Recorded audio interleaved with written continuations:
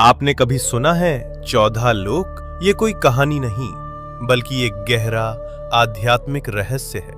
हमारे ब्रह्मांड में कुल 14 लोक माने गए हैं, 7 ऊपर और 7 नीचे।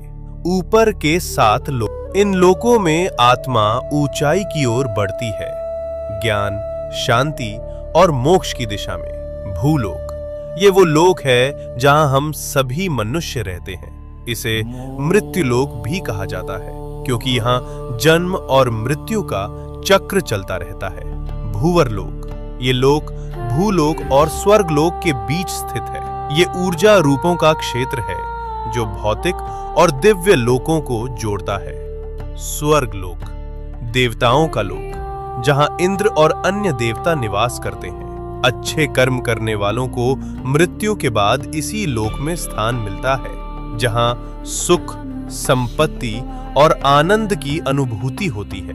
महरलोक, ये दिव्य ऋषियों, तपस्वियों और महान आत्माओं का निवास स्थान है, जहां वशिष्ठ और विश्वामित्र जैसे महान ऋषि तपस्या करते हैं। जनलोक, इस लोक में वे आत्माएं निवास करती हैं जिन्होंने ज्ञान और ध्यान में परम सिद्धि प्राप्त की होती है।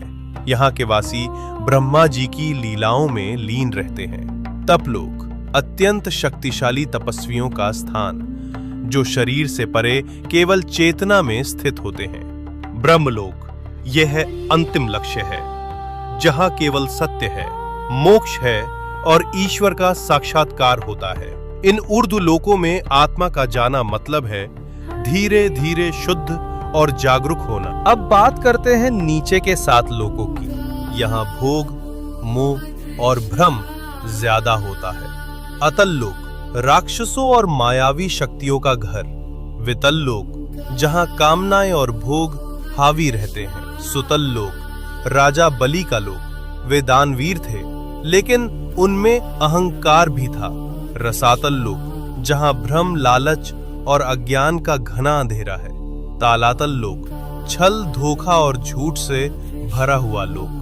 महातल लोक, जहां अंधकार और अहंकार का बोलबाला है। पाताल लोक, सबसे नीचे का लोक, तामसिक ऊर्जा और इच्छाओं का केंद्र। लेकिन इन सब का मतलब सिर्फ बाहरी दुनिया नहीं है। ये 7 लोक हमारे भीतर की नकारात्मक सोच और कमजोरियों का प्रतीक हैं।